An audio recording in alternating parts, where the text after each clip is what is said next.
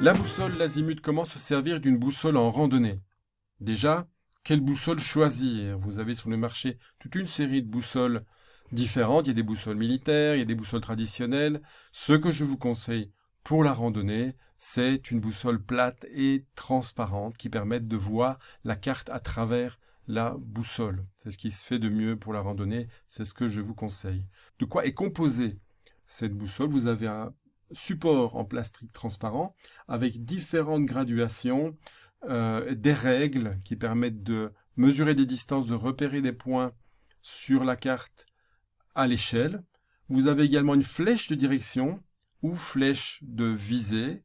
Sur ce support, vous avez un cadran qui tourne, qui est gradué de 0 à 360 degrés. Dans ce cadran, il y a différentes lignes et une flèche principale qui est censée pointer vers le nord de la carte. Vous avez également une aiguille magnétique, le côté rouge pointant vers le nord magnétique et le côté blanc vers le sud. Voilà. Alors, justement, je suis en randonnée, je veux aller d'un point A à un point B, j'ai donc une direction. Comment vais-je faire pour prendre cette direction sur la carte et pouvoir l'appliquer sur le terrain? Eh bien, je vais simplement, sur la carte, venir avec ma boussole et mettre le bord de ma boussole ici parallèle à la direction que je veux prendre, du point A au point B dans ce cas-ci. Et donc, il faut faire très attention à ce que la flèche de direction soit justement dans la bonne direction. Si vous mettez la boussole à l'envers, vous ferez malheureusement une erreur de 180 degrés. La deuxième opération consiste à faire tourner le cadran pour faire coïncider les lignes qui se trouvent dans le cadran avec le quadrillage vertical sur la carte. Cela permet de faire coïncider le nord du cadran vers le nord de la carte. Et donc, la dernière opération est de relever la direction qui se trouve, le chiffre qui se trouve au regard de la ligne de direction, dans ce cas-ci, 110 degrés. Maintenant, comment exploiter sur le terrain cette direction que j'ai repérée avec ma boussole? Et donc voilà, imaginons, je suis sur le terrain. Je vais d'abord m'assurer que mon cadran pointe bien au 110. Et donc pour arriver à aller vers l'azimut 110, ce que je vais faire, c'est tourner sur moi-même pour que l'aiguille magnétique colle avec le garage, comme ceci.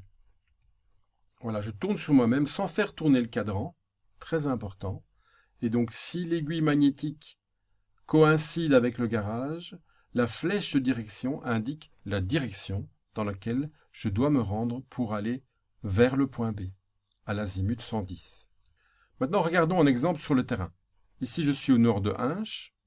Toute une série de chemins partent dans tous les sens et je voudrais m'assurer que je prends le bon. Comment faire? Voilà, disons, je veux prendre celui-ci. C'est celui-ci, cette direction-là, qui m'intéresse.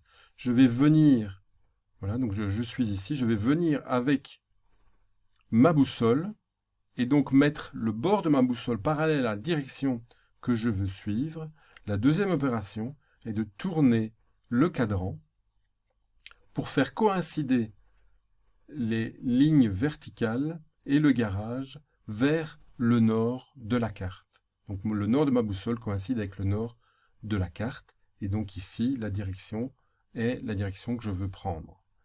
Et donc, je vais relever donc le chiffre qui se trouve en regard de la ligne de direction, dans ce cas-ci, 346 degrés.